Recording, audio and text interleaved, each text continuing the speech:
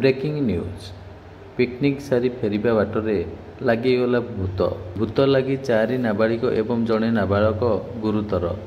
ମିଳିଥିବା ସୂଚନା ମୁତାବକ ଛାତ୍ରଛାତ୍ରୀ ଏକ ବସ୍ ଯୋଗ ପିକନିକ୍ ଯାଉଥିଲେ। ପଞ୍ଚଲିଙ୍ଗେଶ୍ୱର, ରେମୁଣା ଜଗନ୍ନାଥ ମନ୍ଦିର, କ୍ଷୀରଚୋରା ଓ ଚାନ୍ଦିପୁର ସି ବିଚ୍ ବୁଲାବୁଲି କରି ଫେରିବା ବେଳେ ହଠାତ୍ ବରଫକୋଳଠାରେ ଭବାନୀ ନାୟକ, ଶେଫାଳୀ ନାୟକ, ସସ୍ମିତା ବେହେରା ଓ ନମିତା ବେହେରା ନାମକ 3 ଛାତ୍ରୀ ଏବଂ ଜଣେ ଛାତ୍ର ଅଜବ୍ୟବହାର କରିବା ସହିତ ଗୁରୁତର ହୋଇପଡ଼ିଥିଲେ, ଯାହାଫଳରେ ସେମାନଙ୍କୁ ତୁରନ୍ତ ସୋର ଡାକ୍ତରଖାନା ଅଣାଯାଇଥିଲା। ସେଠାରେ ଡାକ୍ତରଖାନା ସମ୍ମୁଖରେ ସେମାନେ ଚିତ୍କାର କରି ଏଣେ ତେଣେ ଦୌଡ଼ିବାକୁ ଲାଗିଥିଲେ।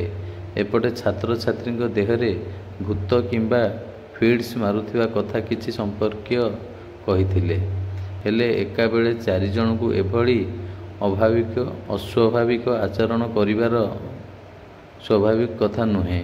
ଏଭଳି କାହିଁକି, କ'ଣ ପାଇଁ ହେଲା, ଏହା ପଛର କାରଣ କ'ଣ, ଏକାଥରେ ପ୍ରକୃତ ସତ୍ୟାସତ୍ୟ କାହାକୁ ଜଣା ନଥିବାବେଳେ ବିଭିନ୍ନ ଲୋକ ଭିନ୍ନ ଭିନ୍ନ ମତ ଦେଉଛନ୍ତି।